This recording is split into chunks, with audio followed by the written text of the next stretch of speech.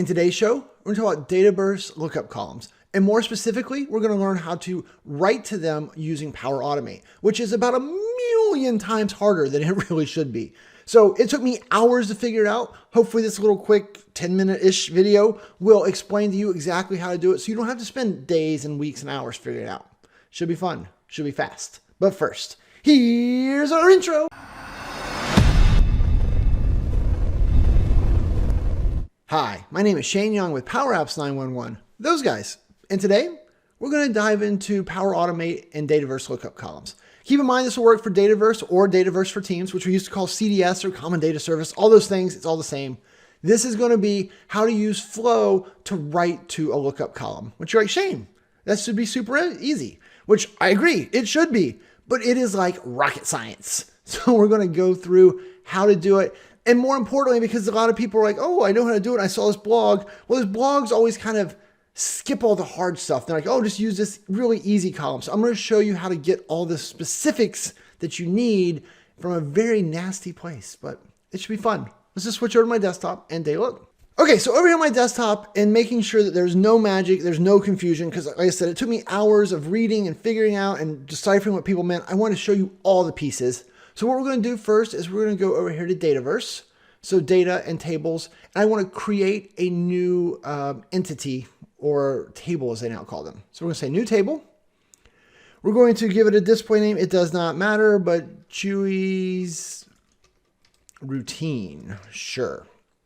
Something like that. We're going to take the defaults. So we created this entity or table. And now we're just going to add 2 columns so I can walk you through the hard part, right? You know how to write this stuff already. So we're going to add a lookup column here, and we're going to call this dog walker. So this is the person whose job will be to walk Chewy. And for this one, we're going to do a lookup, wherever lookups are right here. And then we're going to do from the system table users, wherever users is, right? Because this is a very common one. You want to relate things, the project manager, salesperson, that type of thing. So this is a very common scenario, and this one's not terrible to do. So I wanted to kind of start with this one. So we're going to do that lookup. Then we're going to add a second column though. This is where we get a little gnarlier, and we're going to look up for favorite toy. And so in my data set, right, we're doing another lookup. I have a table I've already created called Chewy's Toys. Somewhere in here. Chewy's Toys. It's got an apostrophe. It's got S's. This is about as nasty of a table name as I could find. And this is why I had so many problems. So I wanted to use this one as well to kind of walk you guys through it. So we're done. We say save the table. All right. And what after it seemed like it forever, it was probably only 30 seconds, is created my table for me. Now, something to note, if you're like, whoa, Shane, go explain all the lookup columns and what are they? Why do I care about all these things? If you don't understand any of that, no big deal. I've got a video up there that I've already taught lookup columns, like how to create them, how they're used, how they make sense inside your Power Apps. I've already done that video, so go watch that one if you got questions on that. This is just about using the Power Automate. So there you go. We've created this, and if we just go over here, like one of my tricks is I often just change this to custom. We really just have 3 columns I care about. The name column, which was the primary key, or the primary name column, and then favorite toy and dog walker, both of which are lookups. Dog walker to our user's entity, easier, and then favorite toy to the hardest entity I could find. Great. We're done over here. So now what I want you to do is we're going to jump over here to Power Automate, and we're going to say I want to create a flow. And we're going to create an instant cloud flow, and we're going to manually trigger the flow. We'll create this flow. Now remember, I use manually trigger because it's easy for me to demo and test from, but everything I'm going to show you, all the actions would be the same no matter how you are triggering the flow. One of the most common ones, right? People are like, hey, I want to import a bunch of data and make the relationships on the fly. That's what drove me to write this video the first time. So manually trigger flow, no big deal. New step. The first thing we need to do, like if we jump straight to Dataverse, I can add a new row. Let's just go show you that. And so if we choose Chewy something, I forget what I called it already, honestly. So Chewy's routines. So if we choose that, now it'll show us here the different fields. So there's his name field, and then under show advanced options, it's like dog walker users and favorite toy, Chewy's Toys, in some weird parentheses. Notice that unlike a SharePoint lookup column, which I covered earlier in the week, there are no drop downs. There is no way to pick any values. It doesn't even tell you what it wants. It's like, give me something. Ugh. All right. So I've done the homework, and knowing the way that Dataverse worked, I knew it wanted the GUID. And so I've tried just to put in the GUID straight up. That does not work. And I've tried to put in things like, users and then GUID. Like, there's a lot of weird combinations you can come up with. So really what I want to do before we worry about updating this, is I actually want to delete this, and we want to go and we need the GUID. We need the ID of a user. So I'm going to start here. I'm going to go to New Step, Dataverse, and I could cheat and get the row by ID, but if I already had the ID, I wouldn't use the ID to get the ID. So what we're going to do is we're going to say we want to list rows in the user's entity, because that's where the first one's going to come from, the easier one, right? So you go down here, and there's users. And then what you want to do once this is here is you're actually going to filter the rows. So we don't want all the users back. We just want the specific user that we want to set as a dog walker so we can get their user ID in the process. So to do that, what we're going to do is we're going to do an OData query. Now, to do an OData query, you have to know the column name and the underlying system format of that. So we're going to jump back over here. We're going to go back to tables. Remember, I told you I'm showing you everything. There'll be no shortcuts. And we're going to go to the user's entity. And then it's like, oh, nothing to show. Well, remember we did the filter earlier. There's no custom settings here. So just remove the filter. There's all the columns. And so then now down here, I'm going to use the email address, which is, I believe, called preferred email. So there's preferred email and there's primary email. I'm going to use primary email. So what I'm really telling myself, though, I can't do an OData query for primary email. I need this fancy name right here, which is internal email address. So I'm going to copy that, go back over here and say filter internal email address equals, and then it's text. So it's going to be single quote, shane@powerapps911.com. Just like that. So that is the way to filter. It's an OData filter for just my record. Awesome possum. So that would get back that. Now list rows will return data in a table. We can't use table data without getting all those weird apply to each hits. I just want that record. And unfortunately, there's not a lookup function in Power Automate like there is in Power Apps. But what I did discover today, I actually didn't know this until this morning.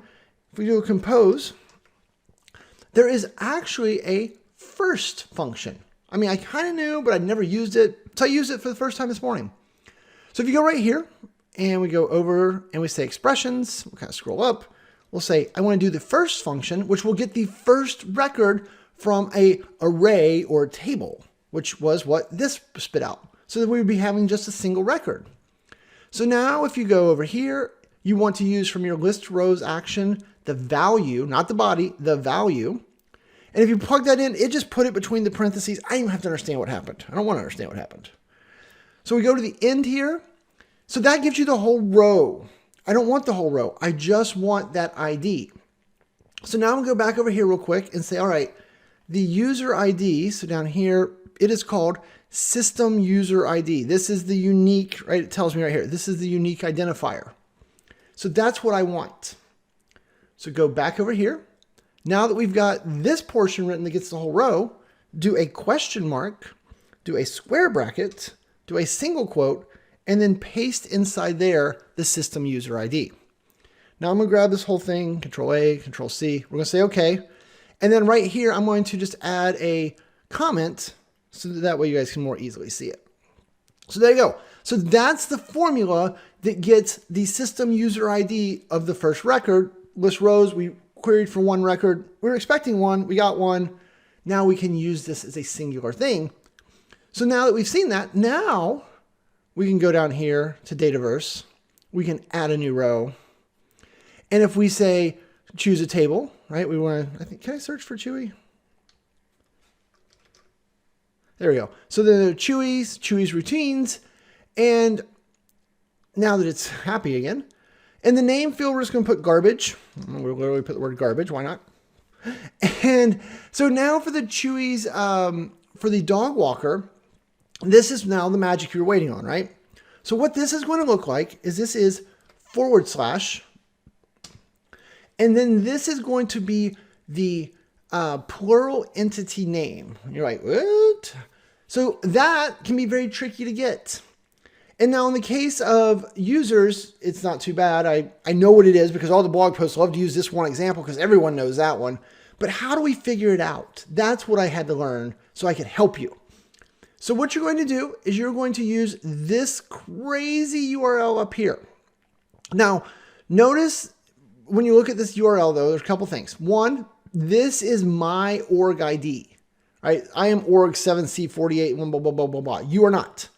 So, but if you go back over here, the easiest way to get this is going to be to then, right, we're in here, yay. We're going to go up here and we're going to click on Admin Center. So after a minute, the Admin Center is going to load. We're going to scroll all the way down to the bottom and you're going to find your environment that you're in. I'm currently in the Shane default upgrade. And when we're over here, right, you can see I was in the Shane default upgrade.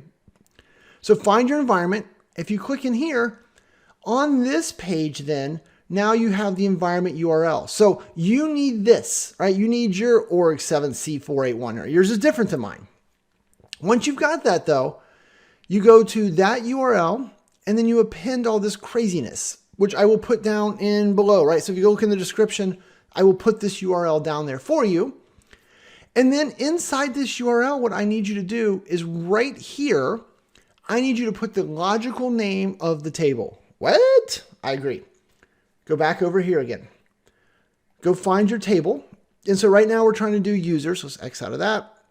So if we scroll down here for user, from this screen, right, the table screen, not inside the users, but the table screen where I see user, right here, this is the logical name. In this case, it is system user. You copy that, so I hit Control C. You paste that up here. It knows it's between single quotes. And then you hit enter. And this will return a bunch of stuff, which you probably don't care about. But what you're after is the entity set name. And so you can see that this one is system users. So that's a lot of work. That was hard. That was difficult, right? But once you understand it, you just plug it in, right? Once you've got this URL working, you just pop in things and it's not so bad. But the days I spent figuring it out, it was rough. So I'm going to copy system users.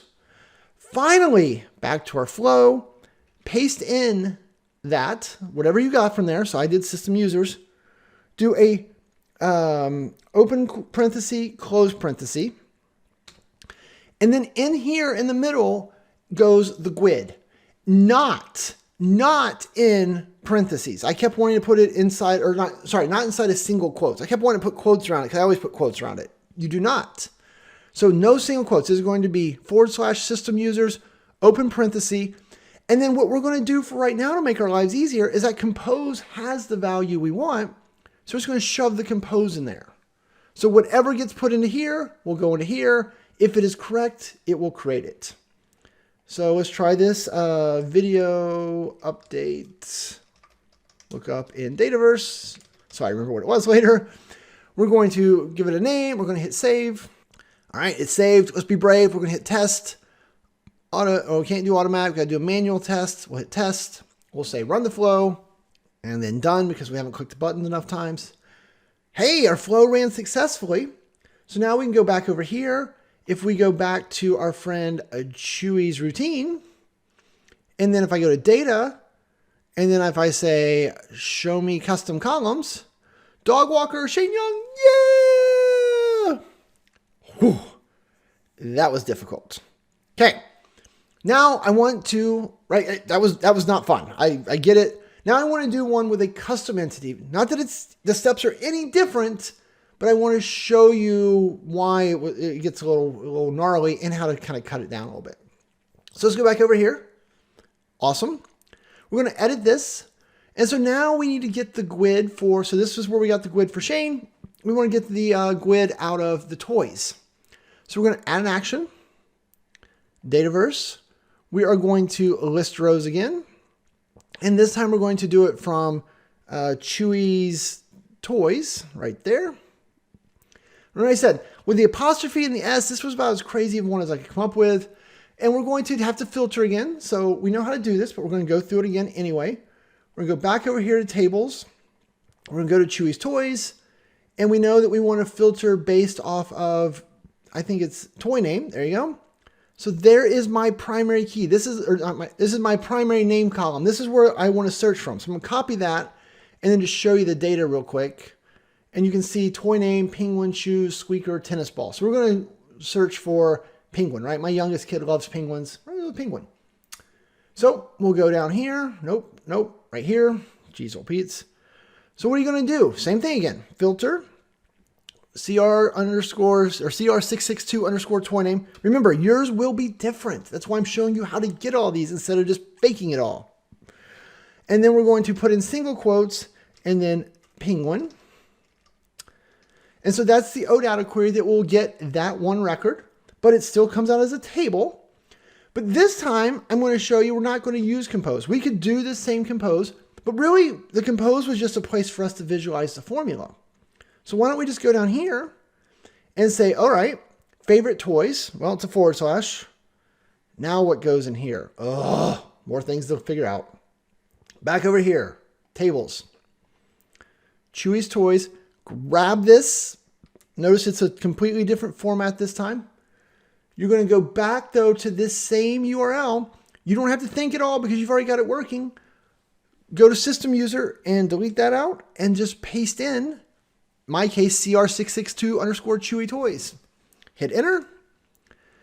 And now you can see that this is the thing you had to try to figure out. This is what took me days, hours, weeks, months, years to figure out. And not really, but it took a while. Copy that. Back over here. You paste that in right there. Now you do a one of those. So we know that's the thing. And here we need the GUID. You can write your expression right here, right? We should be able to do this again. We've done it before. We're smart people. What is it? It's first, then dynamic content, list rows to value. Go to the end because we know that that's tight. That's the whole row. Question mark, square brackets, single quote. What goes in here? I don't know. So we'll go back over here again. Lots of back and forth. And then we're going to go here to Chewy's Toys this time. And we're going to find its unique identifier, which is 9 times out of 100. 9 times out of whatever, you know what I mean. It should be the same as the table name. So table name is Chewy's Toys. So there's a column called Chewy's Toys, which is a unique identifier, which is right here is what we need. So Chewy's Toy ID makes sense. Now we go back down here to our flow and we say, we just put that in the spot. We will Control A, Control C that again, just so you can see it. We'll say, okay. I'll just add the comment up here so it's on the screen. But there you go. So this is just showing you that this compose, we just did this to learn, which is sometimes great even when you're doing this and testing for yourself because you want to visualize you're getting what you think you're getting. But now, if we did all this right, we're going to say save. And now we're going to say test. Run that last test so I don't have to press the button so many times. Cross my fingers.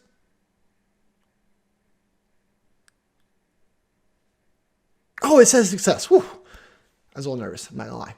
Okay, and then if we go back over here to Power Apps again, what do we want to do? We want to go to Chewy's Toys, Data, and then, oh no, not Chewy's Toys. We want to go to Chewy's Routine, and we're going to go here to Data, and then show me the custom columns, and garbage the second time has penguin, waddle, waddle, waddle.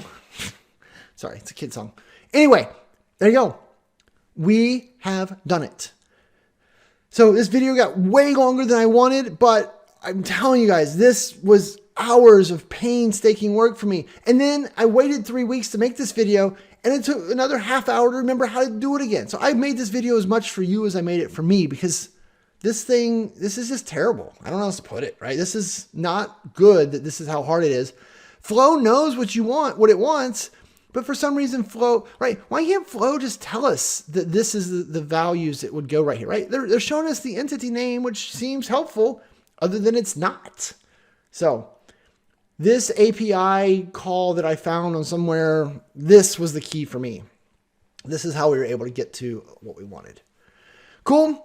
All right, if you have any questions, comments, leave them below. Remember to hit that subscribe button, right? Especially these Dataverse videos don't get as many views, so I don't make as many of them. If you want to see more of this stuff, I got to get more people viewing and active participating on these to show me there's demand, because right now there's not a lot of demand for it. So anyway, I guess with that, I'm just going to say thanks and have a great day. Before you go, be sure to click on the subscribe button over here so that way you'll be notified when new videos come out. If you need any help or you want to work together, whether your problem is big or small, check us out at Power Apps 911. We do it all. I rhymed. Or if you're looking for more formal training offerings, we have those linked up here somewhere. So check them out. Thanks and have a great day.